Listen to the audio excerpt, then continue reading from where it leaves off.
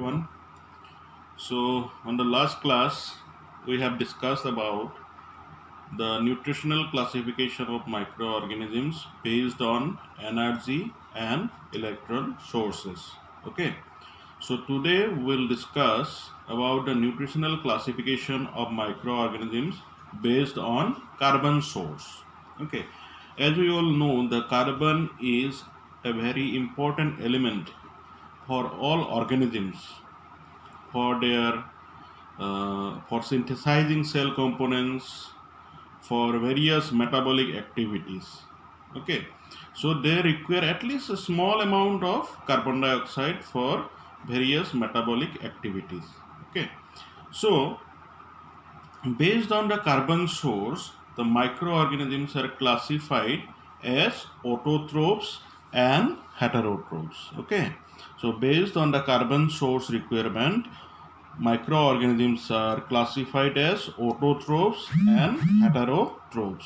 Okay, so what are the autotrophs? Autotrophs are such organisms which require carbon dioxide as their main source of carbon or the major source of carbon.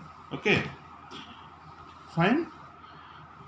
Then heterotrophs are the organisms which require organic compounds as their carbon source. Okay, so they are the heterotrophs or heterotrophic organisms. Fine. So autotrophs are the organisms which require carbon dioxide as the major source or the sole source of carbon. Okay, whereas heterotrophs are the organisms which require organic compounds as their carbon source. Clear? Okay, so now autotrophs are classified as photoautotrophs and chemoautotrophs. Okay, so autotrophs are classified as photoautotrophs and chemoautotrophs. So what are the photoautotrophs? So these organisms, these photoautotrophs, capture the energy of sunlight as photo. Okay, so these organisms capture the energy of sunlight and transform into the chemical energy. Okay, so in the process, carbon dioxide is reduced to carbohydrates. The hydrogen donor is water and the process produce free oxygen. Okay, so photoautotrophs has chlorophyll pigment in the cell and its main function is to capture sunlight. Examples of photoautotrophs are cyanobacteria. Okay, examples of photoautotrophs are cyanobacteria, whereas some photoautotrophic organisms, okay, bacteria are anaerobes. So anaerobes means what? They grows on the oxygen free medium. Okay, so some photoautotrophic organisms are anaerobes and have bacteriochlorophyll and bacterioviridin pigments. Okay, so they have the bacteriochlorophyll or bacterioviridin pigments instead of the chlorophyll pigment. Okay, so these are the examples of photoautotrophs are the purple sulfur bacteria and green sulfur bacteria. Okay, this purple sulfur bacteria have bacteriochlorophyll, okay, which is located in the intracytoplasmic membrane. These bacteria obtain energy from sulfur compounds. So examples of purple sulfur bacteria are chromatium, etc. Okay, then one more example is the green sulfur bacteria. So these bacteria use hydrogen sulfide as hydrogen donor. So these bacteria use hydrogen sulfide as hydrogen donor. The reaction takes place in the presence of light pigment termed as bacterioviridin. Okay, for purple sulfur bacteria, they have pigment bacteriochlorophyll, and for green sulfur bacteria they have pigment bacterioviridin. Okay, so examples are Chlorobium limicola, etc. So these bacteria take hydrogen from inorganic sources like sulfides, thiosulfates. Okay, so autotrophs are classified as photoautotrophs and chemoautotrophs. So photoautotrophs are the organisms which capture the energy of sunlight and transform it into the chemical energy.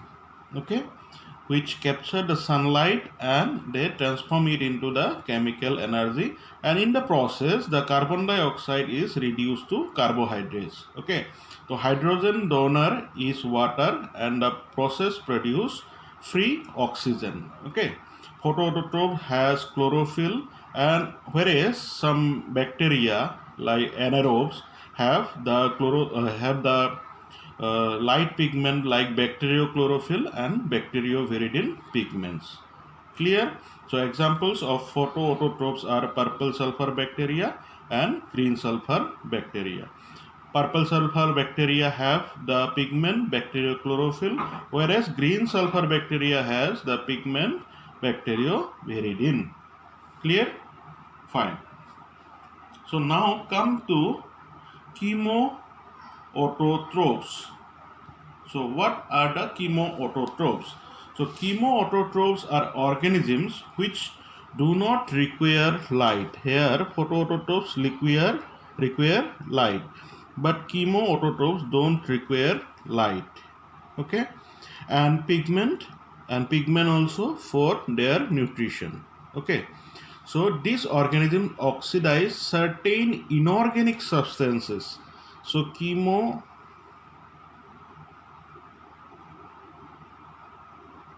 autotrophs require certain inorganic substances with the help of atmospheric oxygen.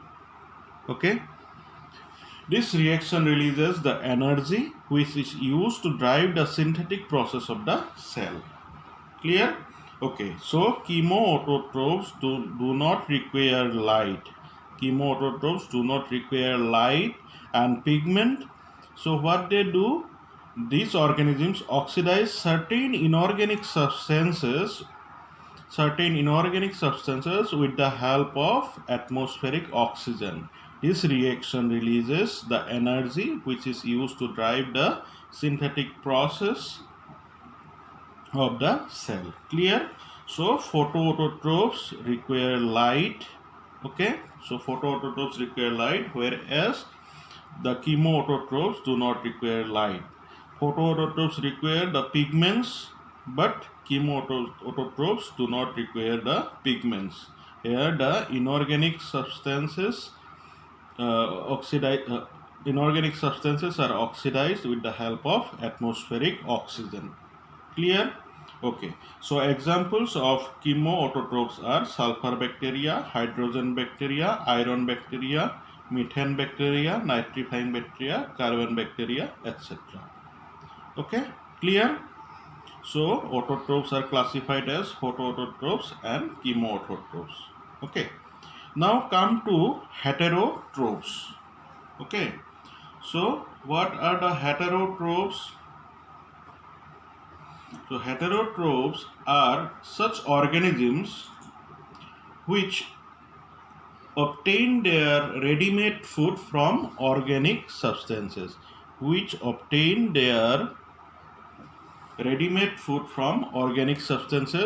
They may be living or dead. Okay. Most of pathogenic bacteria of human beings, other plants and animals are heterotrophs. Okay, so most of the pathogenic bacteria of human beings, other plants and animals are heterotrophs. Okay.